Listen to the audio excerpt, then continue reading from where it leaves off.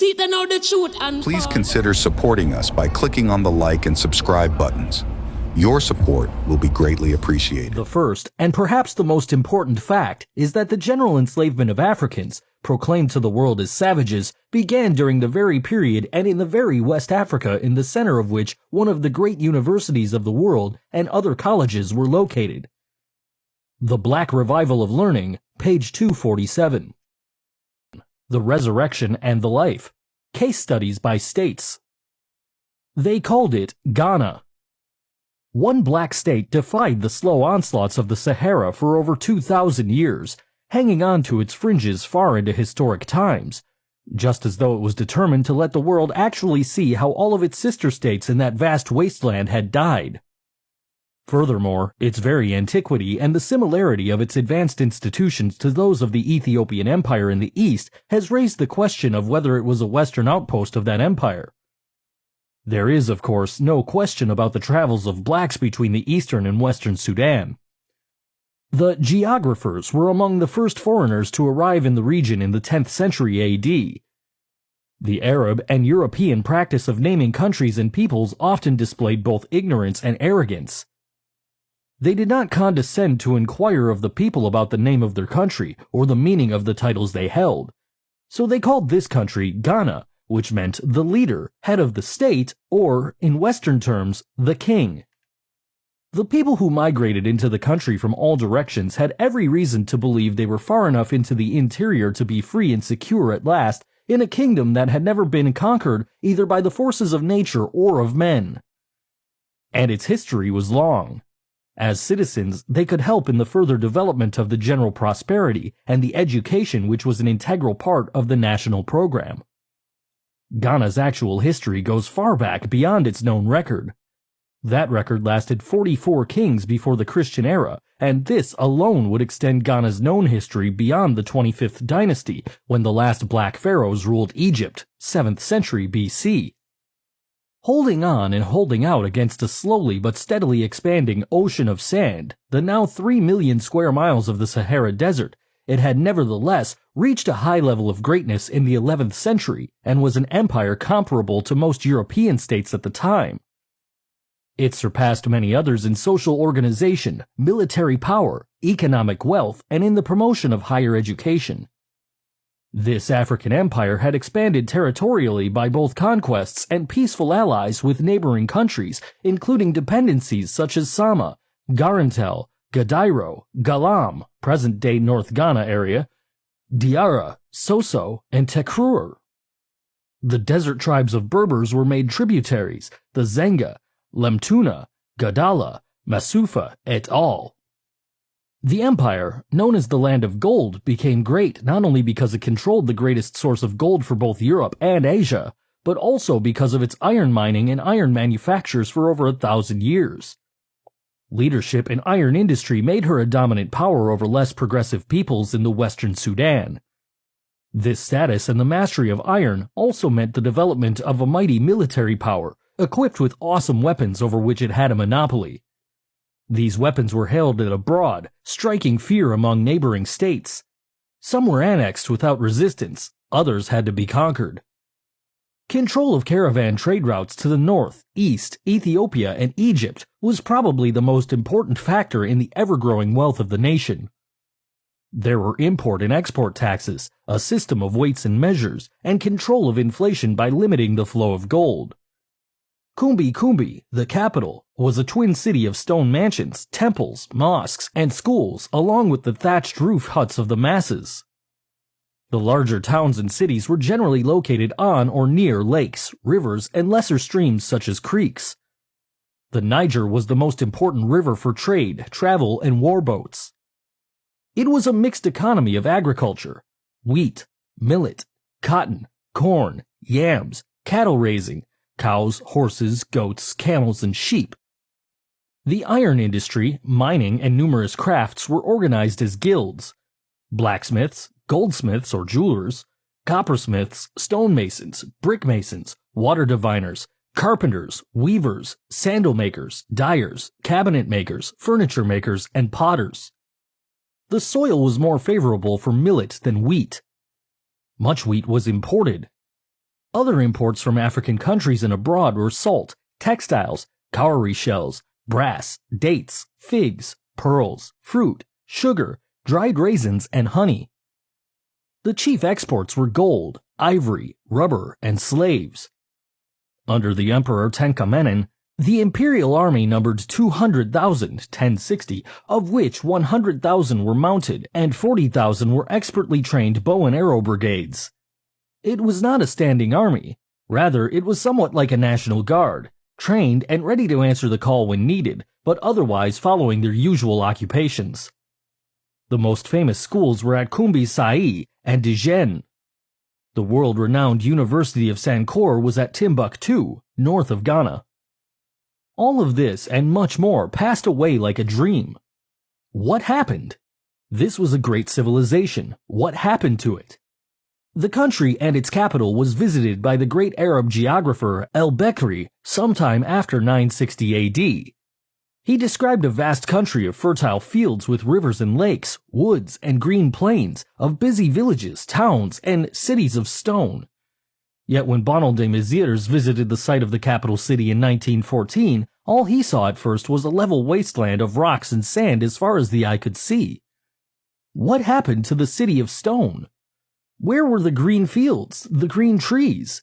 Where were the lakes, and above all, what became of the great Ouagadougou River that flowed near the capital? How could any of these things ever have been true? If there is any such thing as the unbelievable, here it was, yet oral history insisted that this was the area where Ghana's ancient capital city once stood. So, digging unbelievably, the excavators finally reached and began to unearth the city that had been entombed by the desert sands for centuries, and the very idea that it ever existed had almost been forgotten. Here then, buried under tons of sand, was the answer to one of the greatest riddles of history. To understand it is to understand one of the most powerful forces in the decline of the African civilization, and why so many of the continent's famine-crazed people sank into barbarism in the life of savages. The fall of Ghana's empire was merely a prologue to the fate of the still greater empires of Mali and Songhai that later spread over much of the same area and beyond. The culmination of the process of disintegration was being slowly reached in each of these countries, even while they were expanding over vast areas, flushed with all the glories of wealth and power. We might here observe that, nearly 1,000 years later, the illusion that bigness, wealth, and military power are sufficient to guarantee security and permanence still persists. Indeed, power and wealth tend to make rulers both obstinate and blind in the face of obviously undermining forces. The destruction of the capital by the Muslims in 1076 and the Great Migration from the country are part of the story, but only a part, because the Muslims did not stay in force. This invasion was simply another factor in the process of slow disintegration and expedited it. It certainly stepped up the mass flights of Ghanaians southward into the forests and to the coast. A second factor that affected the stability and growth of the country was the continuous raids by the Semitic nomads of the desert. Bear in mind that some of the attacking nomads were tributary subjects, mostly Berbers and Arabs. The aims were booty and destruction, not conquest and settlement. The desert people hated settled, civilized life, regarding it as feminine. The raiders appeared suddenly in surprise attacks and disappeared as suddenly. Settled communities were deserted and migrations developed en masse.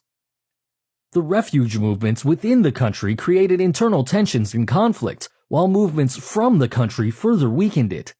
A chain reaction set in, and some of the internal causes of conflict and disintegration may be noted as follows. 1. Dissatisfaction with a central government that tended progressively to undermine the traditional constitutions of both the parent nuclear state and of the formerly independent states which now made up the empire. 2. The desire for independence on the part of these states, or more security in an alliance with some other seemingly rising power, such as Mali. 3. Hard times. Drought leading to famine was becoming more frequent, almost a permanent condition. Farming, the occupation of the masses, was becoming too difficult to support life as the soil itself was dying. 4. The decline of trade. Stepped up Arab-Berber raids on the caravan trails, the lifeline of the empire. 5. failure to capture Wangara gold mines, leaving the state in the now precarious position of a dependent middleman. 6. Civil strife over successions to the throne. The ruling class had become Muslim, introducing revolutionary changes in traditional constitutional practices. 7. Weak leaders on both local and national levels. Wisdom, courage, and ability were no longer tests for high office. 8. Religious conflicts. Muslim kings versus non-Muslim masses.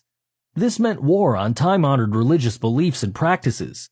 The African masses, of course, were regarded as infidels, but the ruthless program of forced conversion to Islam failed as more and more of the people fled the country. Islam eventually triumphed over this whole area, which is today what was French West Africa. 9. The increasing death of the soil, deforestation, erosion, and the uninhibited southward movement of the Sahara. The gradual drying up of streams and sinking of lakes and rivers were death knells for a civilization that was already decaying for reasons which I have just outlined. 10. Changes in climate. The quick evaporation of rainfall, leaving the soil as dry and thirsty as ever. Maurice Delafosse, in his Negroes of Africa, declared, "The region where Kumbi was built is now very arid. In truth, it rains here every year, but there are now no rivers, and except at a few points where pools and sheets of not very deep subterranean water exist, the vegetation, although fairly thick in spots, is reduced to thin pasturage, gum trees, and other spiny bushes, halogen. The region contains no villages and is traversed only by nomadic Moors and hunters of the Namadi tribe. But very numerous and extended traces of former habitations and burial places which turn up in every instant show that the country was formerly inhabited, in part at least, by sedentary peoples, and lead us to suppose that it was better watered than it is today and more suitable for tillage.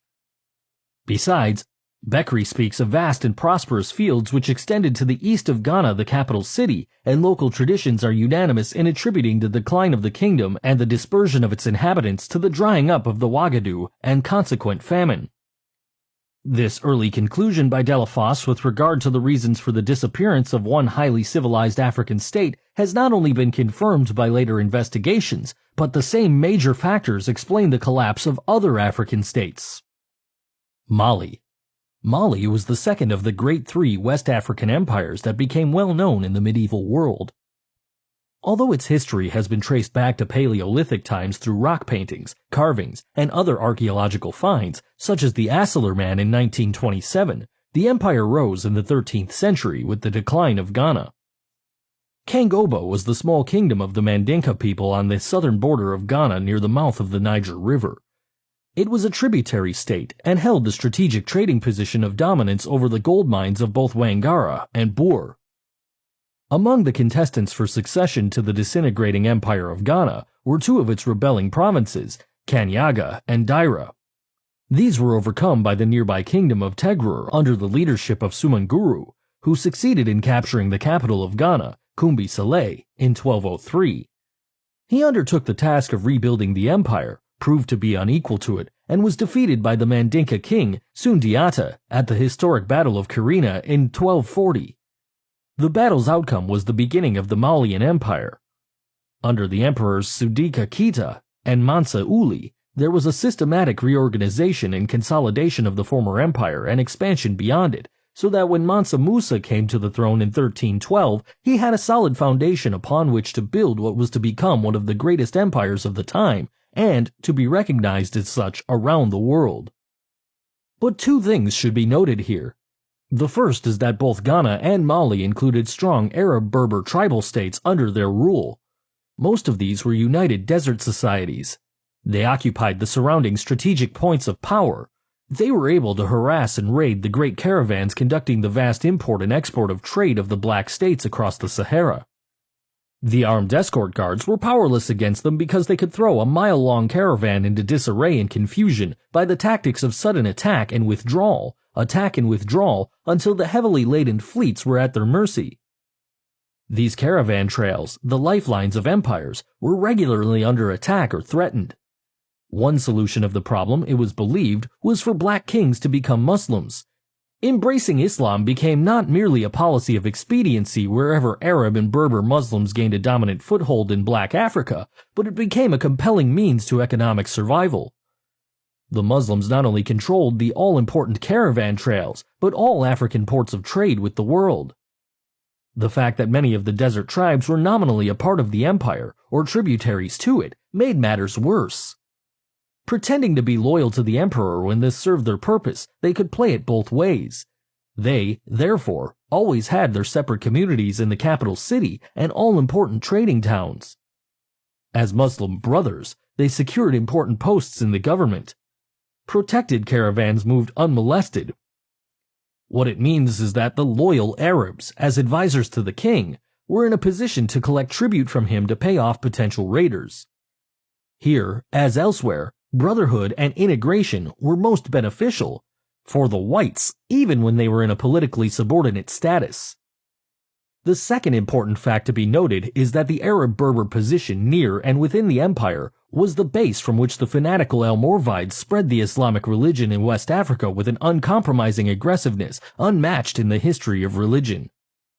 Their proselytizing brotherhoods were camps of militant missionaries. They were hostile to the black masses because the masses actively resisted conversion to Islam. Here, again, may be an example why so many Africans, and especially Afro-Americans, think of Arabs as colored people, for the well-known Almoravides were indeed predominantly mulatto. Strong black Muslim kings protected their people. Baron Mindanao was the first Mansa, king of Mali, to embrace Islam in 1050 AD. He urged that all succeeding Mansas do the same. Arabic historians, therefore, list him as the first king of Mali. The history of the country began with Islam and the pilgrimages to Mecca, another aspect of the blackout. The emperor kings who came after Baron Mindanao did indeed become Muslims, mainly for the reasons mentioned above. Some became as fanatic as any of the semi-barbarous Almoravides of the desert. Such was the great Mari Jalek, known to fame as Mansa Musa. It appears that his driving ambition was to be known worldwide as the greatest black Muslim in all of Africa. He succeeded, and it paid off on all fronts except among the masses of common people. International trade now moved freely in all directions over the caravan trails. Between 1307 and 1332, Mali evolved from an expanding kingdom to an expanding empire. It extended north over the desert, extending its authority over the all-important salt mines of Tagaza. Eastward it reached the Hausa states of Nigeria, and westward it covered the strong Tigray and the countries of the Fulani, Afro-Berber, and Tukulur peoples. The remarkable expansion of Mali meant the remarkable expansion of Islam in the western Sudan and in countries outside of the empire. The spread of Islam replaced African traditional laws. The Quran was now the constitution. All this made for increased internal discord, rebellions by colored groups, and migrations from the country. Here, we have to remind ourselves that we cannot have it both ways. Many of the black kingdoms and empires about which we sing with pride became great by riding roughshod over other black states and people, and thus sowing even more seeds of hate to grow among black generations still unborn.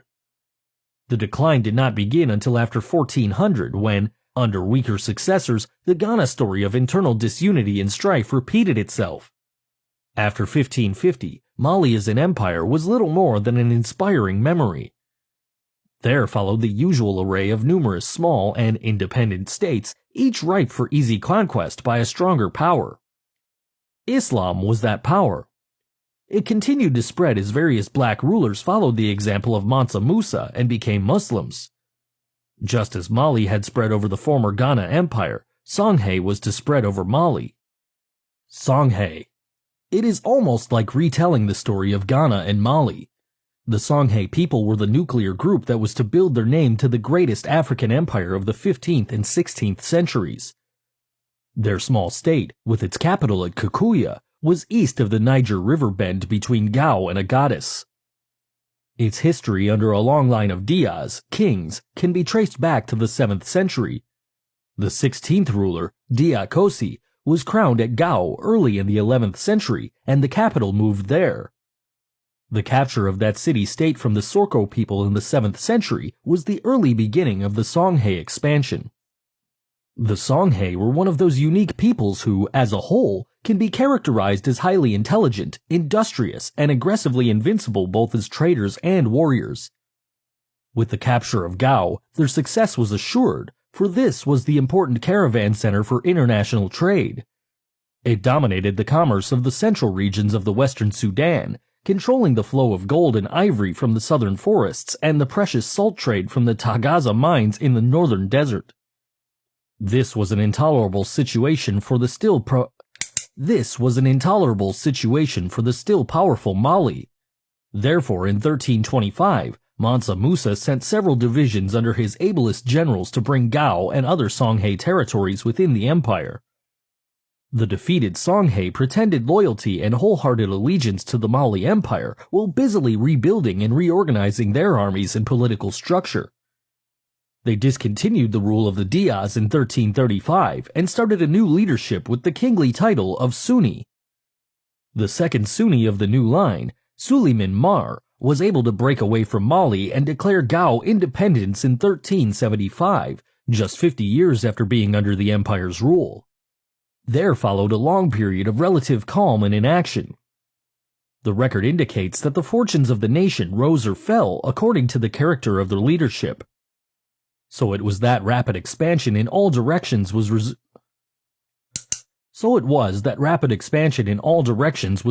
when Sunni Ali, perhaps the greatest of Songhay emperors, came to the throne in 1464. He became a nominal Muslim for the same economic reasons that influenced other black kings. The Muslims not only controlled trade with Asia and Europe, but they also dominated trading activities in towns and cities through resident merchants. The wealth of the nation depended very largely on cooperation with them. The African people, on the other hand, were generally anti-Islam. The problem of all African kings was how to be a Muslim without alienating the people. Sunni Ali was powerful enough to play it both ways. It became clear to the Arabs and Berbers that his real loyalty was to the traditional religion of the Africans. They never forgave him. However, at the close of his 35 years of leadership as a great general and statesman in 1492, the Songhay Empire rivaled that of Mali in wealth and territorial expansion. The two principal seats of learning, Timbuktu and Jenne, had been included in Songhay's northward and westward sweep. It was at Timbuktu that two of the great African writers of the period wrote their famous histories in Arabic. Tariq al-Fatash by Mahmud Kadi and Tariq al-Sudan by Rahman as-Sadi. The most famous African scholar during this period of Songhay's intellectual flowering was the biographer and lexicographer Ahmad Babo, born in 1526. They all wrote in Arabic, just as black Americans all wrote in English, and for the same reasons. The Black Revival of Learning. Songhay's greatness was due to something more than remarkable expansion of its empire over a territory larger than the continent of Europe. That was great, but greater by far was the grand scale on which the revival of learning spread among the blacks of West Africa, the Western Sudan, or the land of the blacks. Three of the principal centers of learning were at Jenne, Gao, and Timbuktu. At the head of the educational system at Timbuktu was the world-famous University of Sankore, drawing students from all West Africa and scholars from different foreign countries. It was especially noted for its high standard of scholarship and therefore exacting admission requirements, about which there were some complaints. The university structure consisted of a 1. Faculty of Law, 2. Medicine and Surgery, 3. Letters, 4. Grammar, 5. Geography, and 6. Art. Here, art had to do with such practical training as manufacturing, building, and other allied crafts. After the basic training, the expertise required was through the traditional apprenticeship system in the various craft guilds. There were thousands of students from all parts of West Africa and other regions. We have no record of the exact number. The accounts also mention the large number of scientists, doctors, lawyers, and other scholars at the university without giving the exact number, perhaps not considered necessary in the 15th and 16th centuries. And there is something else that simply had to exist underneath this university system for which there is no record, account, or even a passing reference. This was the West African elementary and secondary school system, without which there could not have been a University of Sankore with such high standards for admission. As we have shown, the Muslim religion and its Arabic language has spread over much of West Africa and has been embraced particularly by black rulers, notables, and merchants, along with the immediate followers of all of these.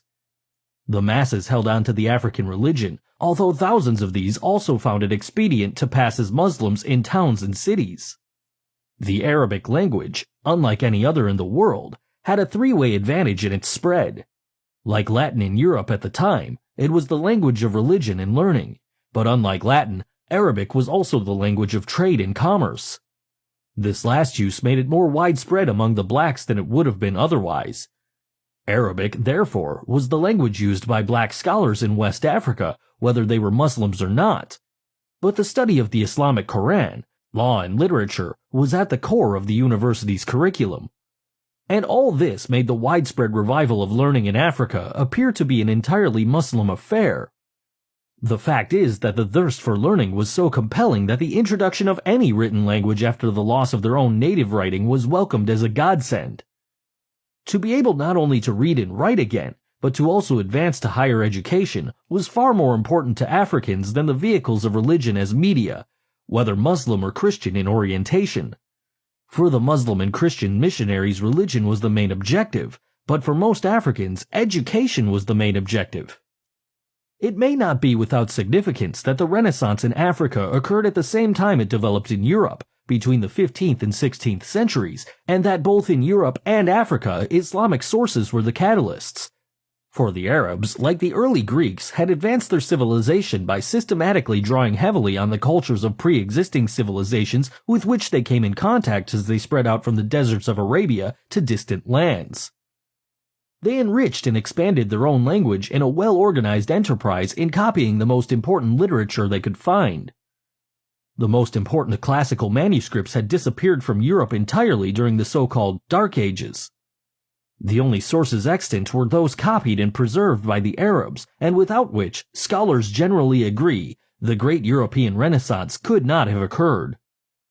In this region of Africa, as elsewhere wherever Asian and European influence prevailed, the destruction of black civilization was real, not imaginary. But in this widespread destruction, something was generally missed, enough to give posterity a clear idea of the state of things which were. So out of the period, only three great black writers escaped the blackout: Mahmud Kadi, Ramanes Sadi, and Ahmad Babo. Who were the others? Babo, the last black president of the University of Sankore, tried to tell us in his series of biographies, but these too were destroyed along with 40 other works of which he was the author. There seems to be no question at all about Babo being the greatest and most prolific African writer and scholar in the 16th century. Perhaps African should be dropped here, for who else, Asian or European, authored a comprehensive dictionary and 40 other works during this period? His fame as a scholar-educator spread to distant lands. In the Muslim destruction of the Songhai Empire, the main centers of learning with all their precious libraries and original manuscripts were destroyed first. Then, the age-old practice of seizing all men of learning and skilled craftsmen for enslavement and service to the conquerors. Foremost among those captured and carried off to the Maghreb was Ahmed Babo. There, he was treated as an honored guest and instructed to use his great learning in the service of his conquerors, the Moors. Now again, just who were the Moors? The answer is very easy. The original Moors, like the original Egyptians, were black Africans. As amalgamation became more and more widespread, only the Berbers, Arabs, and coloreds in the Moroccan territories were called Moors, while the darkest and black-skinned Africas were now called Blackamoors. Eventually, black was dropped from Blackamoor.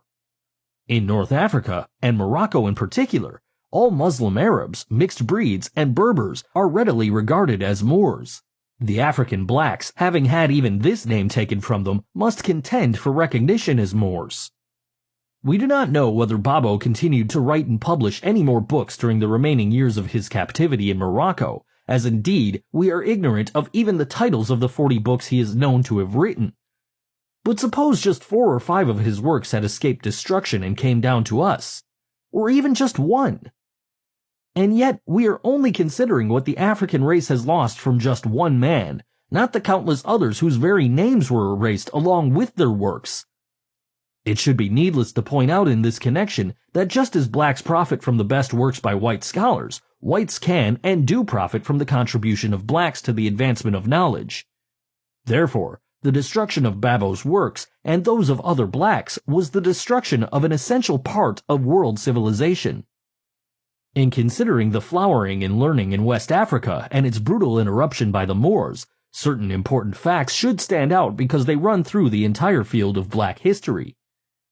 The first, and perhaps the most important fact, is that the general enslavement of Africans, proclaimed to the world as savages, began during the very period and in the very West Africa, the center of which held one of the great universities of the world and other colleges. The second important fact is that black Muslims were not spared from destruction by non-black Muslims. The third all-important fact was the non-enslavement of mulattoes and their classification as white, Egyptians, and Moors.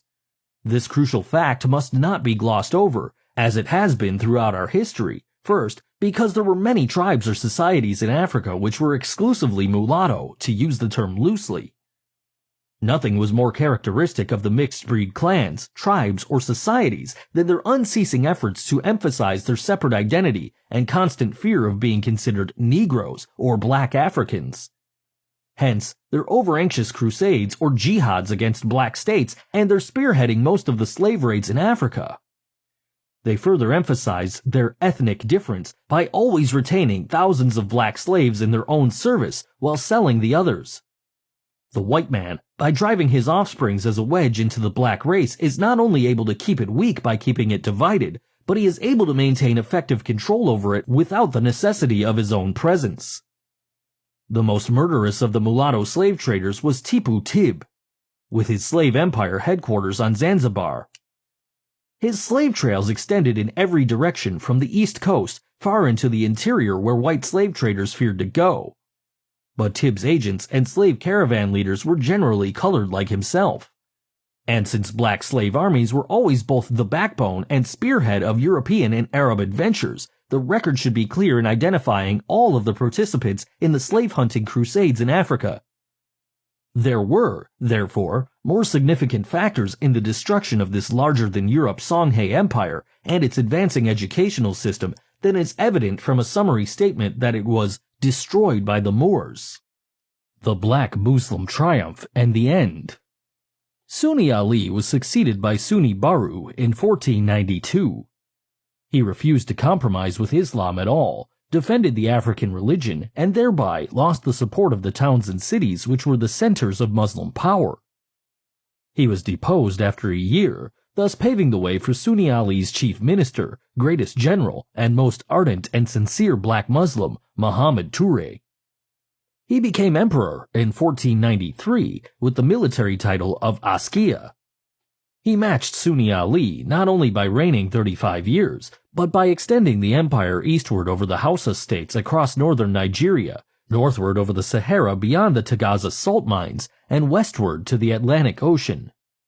He had earned the name by which he is best known, Askia the Great. At the age of 80, he was deposed by his eldest son in 1528 and died 10 years later. His successors were generally weak and had short reigns. Weak leaders and short reigns led to internal conflicts and social, political, and economic disorganization. These conditions were the signals for revolts by conquered states and attacks by others. In 1582, the Hausa states regained independence, and within a few years the Mossi states renewed their attacks. The Sultan of Morocco, Moulay Ahmed, now saw his opportunity to capture the salt mines of Tagaza and the gold of Songhai. Armed with guns and cannons, then unavailable to African armies, the Moroccans met the army of Songhai under Askia Asihak at Tondibi, 1594. Spears and arrows had to give way to gunfire. Thereafter, the Songhai forces split up into small units to harass enemy garrisons and outposts in surprise attacks. These attempts to dislodge the invaders lasted over 70 years, but the Songhai of glorious memory was no more. The armies of Islam continued their triumphant march in Africa, destroying its basic institutions wherever they could do so. The remarkable Mosi. They never called it an empire, they called it the Mosi States. We let it go at that, but it was, in fact, an empire if the same definition is applied as it is in other areas of the world.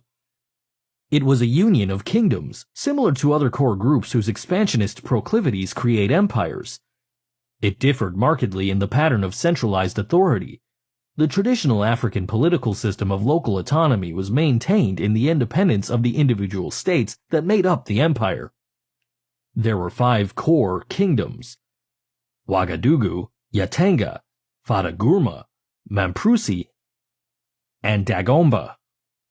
Each had become a kingdom independently of the others, each as powerful as the other. Therefore, the union of these states was inspired by the bonds of kinship, a common Mosi origin. Although located southward between the great arms of the Niger River and almost surrounded by the expanding empires of Mali and Songhai, neither was able to subdue and bring the Mosi within their empire. Quite the contrary, with the greatest and most dashing cavalry forces in Africa, the Mosi carried the war to them.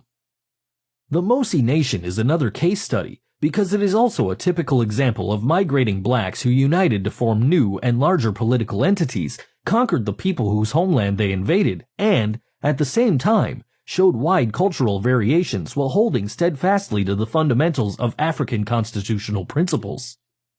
They were reflected not only in the political organization of African states, but also in the conqueror's respect for the land rights of those whose original homeland it was.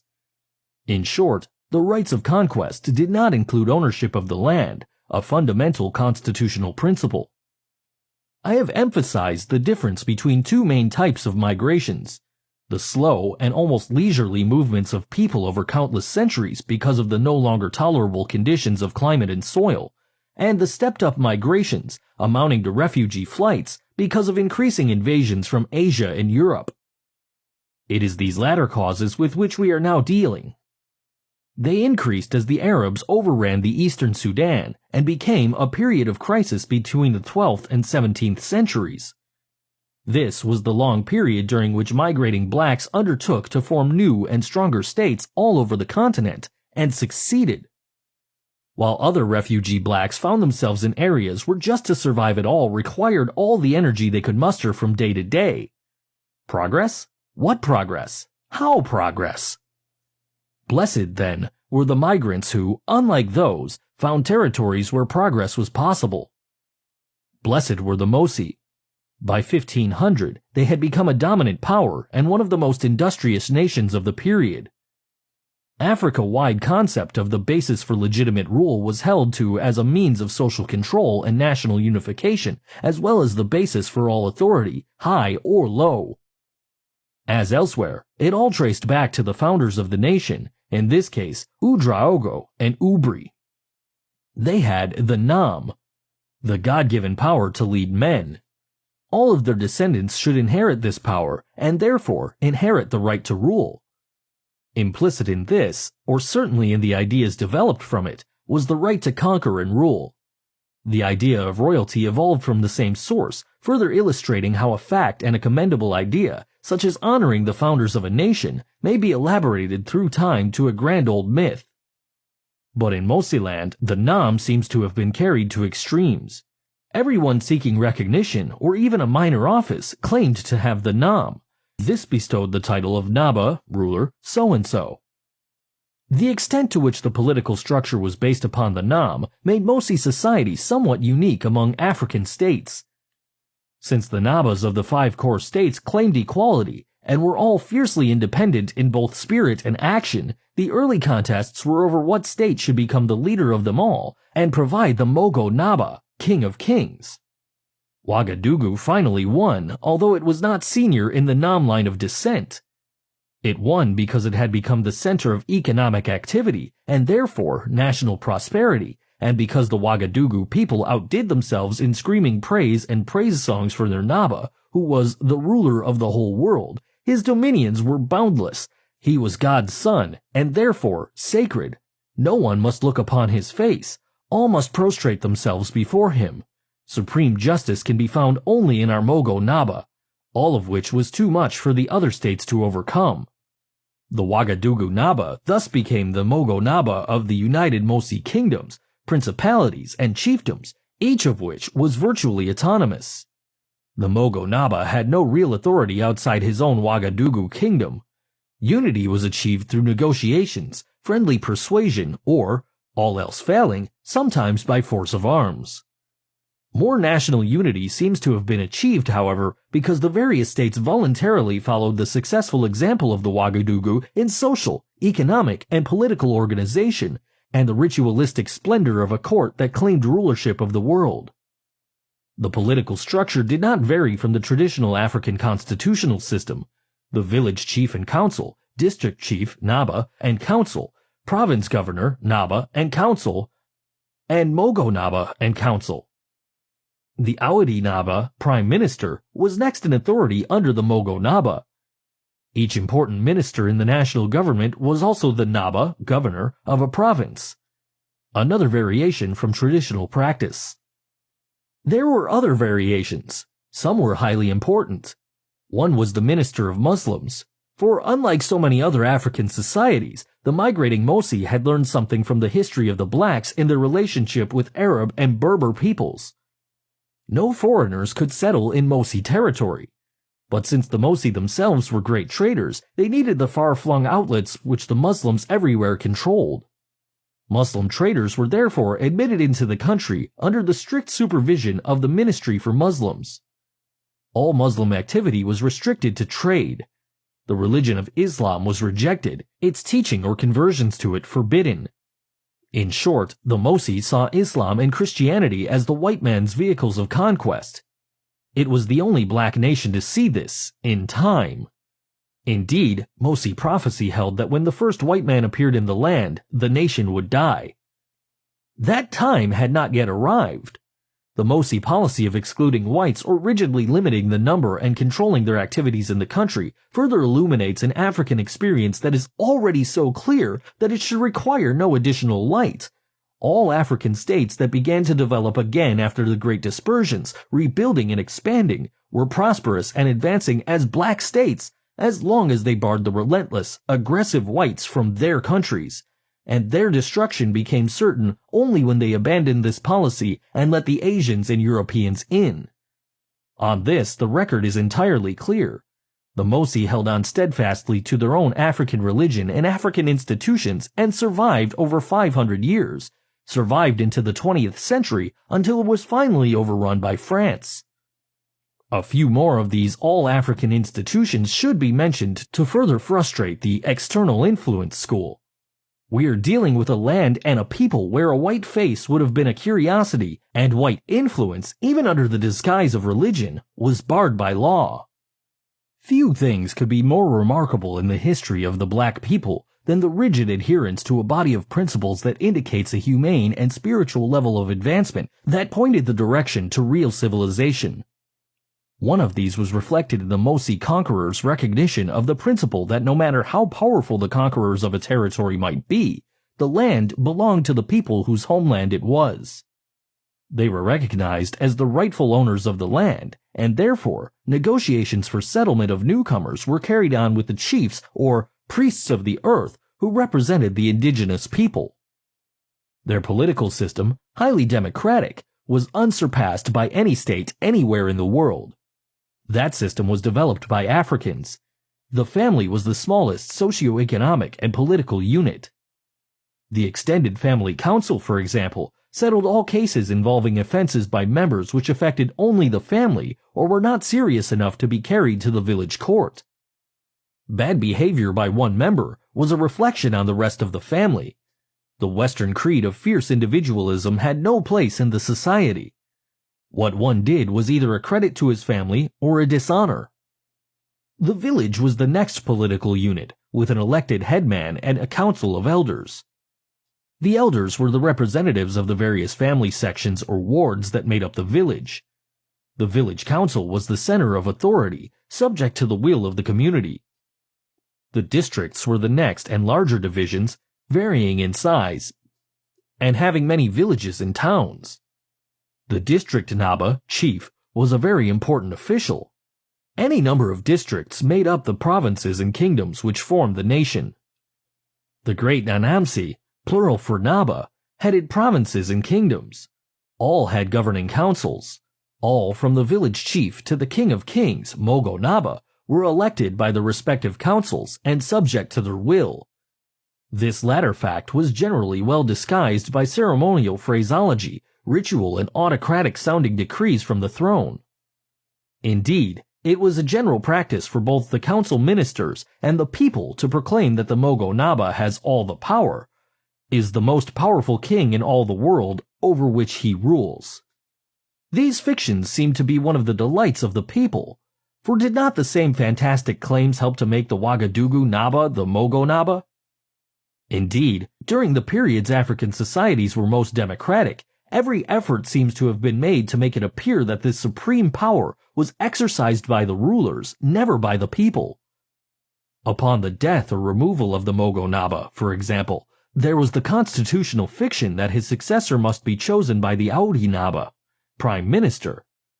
And the Awidi Naba made the public proclamation with all the ceremonial pomp and splendid ostentation befitting one charged with such an awesome responsibility as that of naming the next emperor.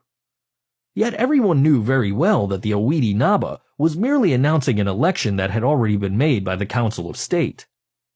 In addition to these councils on various local levels, the Mosi developed another way of controlling the behavior of rulers. This was the practice of moving from one unsatisfactory village or district to a more favorable one. Whole villages might move from one district to another. No district chief could afford this direct reflection on his ability to keep the people, the most important of his inauguration oaths. It also tended to undermine the economy of his area. The question of absolutism in traditional Africa is interesting because it so often means the very opposite of what is understood by the term in Asia and the West. In 7 different societies covered in my field studies in different regions, all declared that their traditional kings had absolute powers as rulers. Follow-up analysis revealed that what was meant was that the chiefs or kings had absolute power to carry out the clearly understood will of the people, which of course is a far cry from self-assumed absolutism. There was no absolutism in Western terms. Even Shaka of the great Zulu Empire complained because the council failed to check him in his excesses. He expected some control and guidance. This control was not attempted by a council overawed with his greatness as a leader.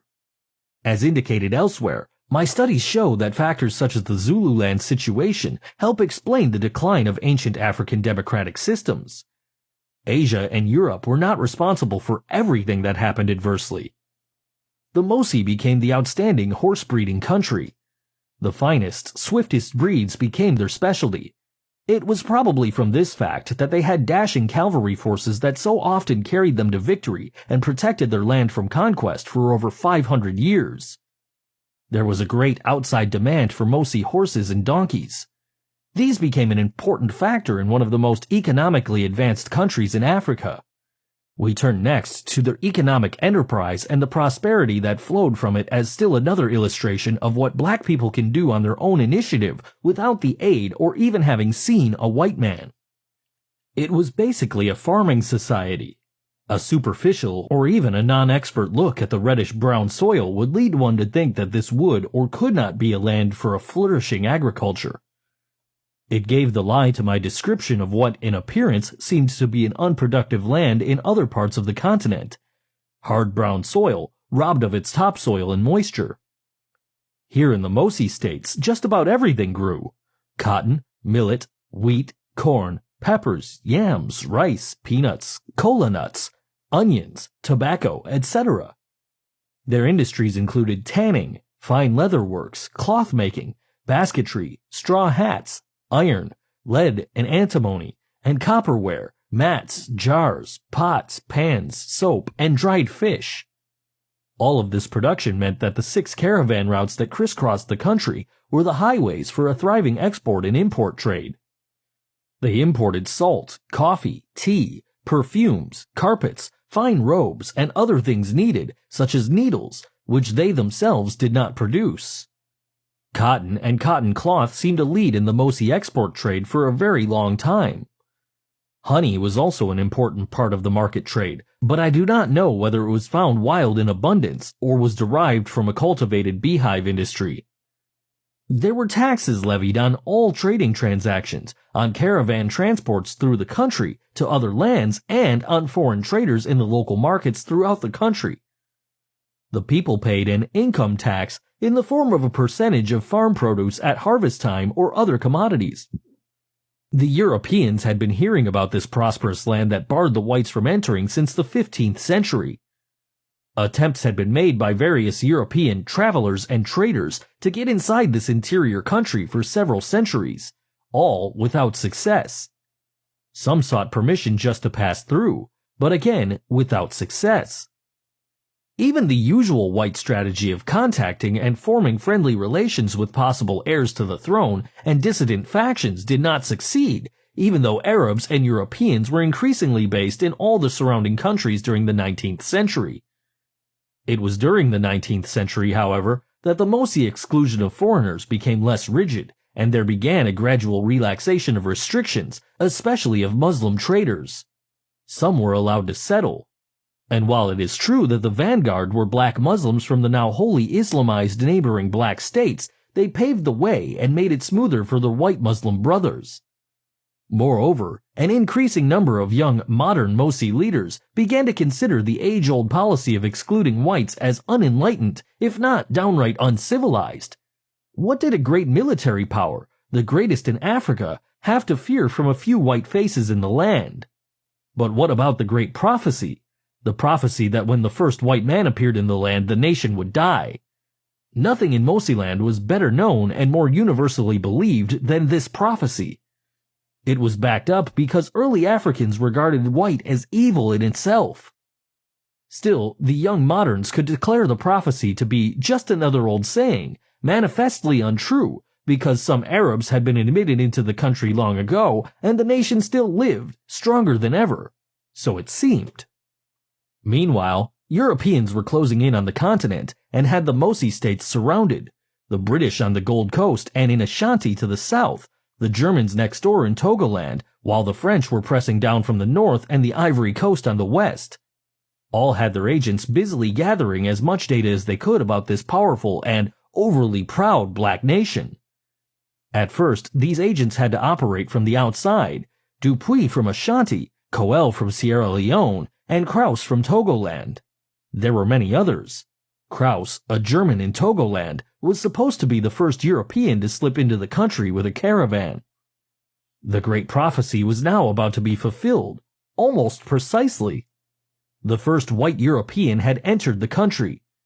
The next white man came in boldly in 1888, backed by the supreme powers of the French Empire, albeit called a republic. This emissary of conquest was Louis Binger. He came to place the country under the protection of France. He met a strong leader, still ready to fight, in the Mogo Naba Sanum.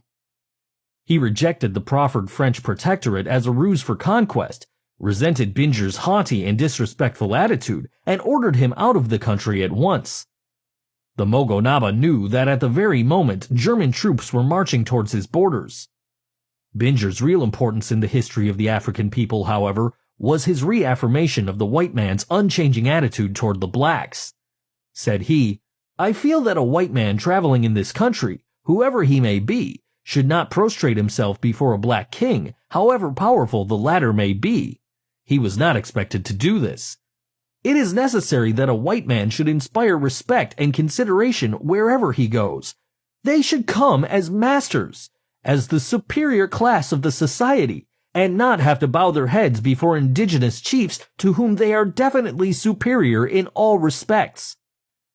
In short, and in even plainer language, the lowest white scum of Europe, the most depraved, are nevertheless the superiors of the greatest black kings. The Caucasian Creed. It is a creed for destruction and death. Millions have already died for it and because of it. How many millions more? The future holds this secret. Meanwhile, the 1888 German army under von Francois halted at the Mosi border. The great Zongaganos, war drums, had sounded throughout Mosiland and easily reached the ears of the German forces. They were not fools. The death-defying Mosi armies were as well known as were their industries and flourishing trade. The Germans also knew that the Mosi forces were waiting for them, probably impatiently, under the personal command of the Tansoba himself, Minister of War. One may wonder why von Francois did not realize even before leaving the Togoland garrisons how foolhardy it would be to invade the country of the Mosi. In any event, he turned his forces back and thus avoided certain annihilation. The fact is that neither of these three great powers contending for Mosiland wanted to risk its forces in armed combat with these blacks. Another stratagem was adopted, a war of attrition. Hit these fighting blacks where it would hurt the most. Weaken them within by destroying their great international caravan routes. Throw the country into an economic panic. The British, French, and Germans all participated in the Great Conspiracy. While the war against Mosi commerce was quietly pushed, the friendly missions of the Mogo Naba went forward, one after another. This was easy now. After the death of Sanam, his weaker and more European-minded brother became Mogo Naba. Had it not been for a stronger and not so trusting council, he would have been taken in more easily. The wide use of black agents, usually mulattoes, continued to be the white man's secret weapon in becoming the masters of the black world. When the blacks were on top, they could just pose as loyal members of the black race, as many of them were in fact, or they could, having white blood, ally themselves with the whites and serve their interests. The whites always made this both easy and attractive, not only by emphasizing their superiority by blood, but by giving them better education and economic opportunities than blacks under constant survival pressures could ever hope to achieve. This system became worldwide in dividing the race and creating hostile color bars within it. For since the mulattoes had a better education, and, therefore, a higher income than their black half-brothers and sisters, they, like the whites, regarded this superior social and economic status as the index of inherent superiority itself. Here, superiority seemed to be a demonstrated fact of life, not a theory. And that was why the mulatto, or Creole George Ecom Ferguson from Sierra Leone, now playing the role of a loyal black African, was able to not only reach the Mogo Naba without any trouble, but even to negotiate a treaty on behalf of the British, something that all the Europeans had been unable to do. The internal situation was changing. The fierce spirit of nationalism that diverted the German Togo threat had somehow declined. Now the shadows lengthened. The whites had also been busily building up and training strong black armies. Blacks trained to hate, kill, and conquer blacks. Blood of blacks was to sprinkle and further darken the pages of their history. The French were the most efficient in this development, the baffling phenomenon of blacks more readily fighting and dying for the white man's cause than they are for their own. Indeed, Africa was conquered for the whites by the blacks, and thereafter kept under colonial control by black police and black soldiers. Very little white blood was ever spilled. Black troops, small staffs of white officers, and a core group of European soldiers. Instructions were strict and brief. Always use the blacks. Keep European forces in reserve or in the rear.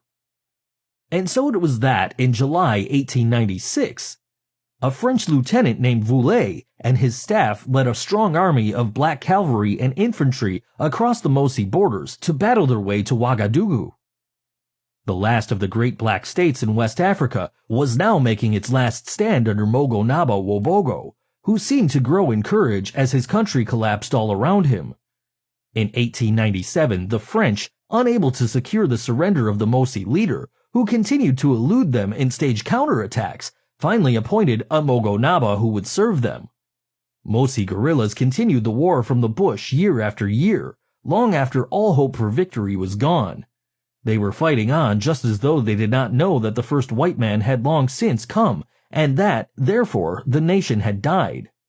They fought on because, while their white empire passed, the deathless Mosi spirit lived on, it witness whereof their own Mogo Naba, the last of the elected line, fought with them side by side from the bush and never surrendered to France. Please consider supporting us by clicking on the like and subscribe buttons. Your support will be greatly appreciated.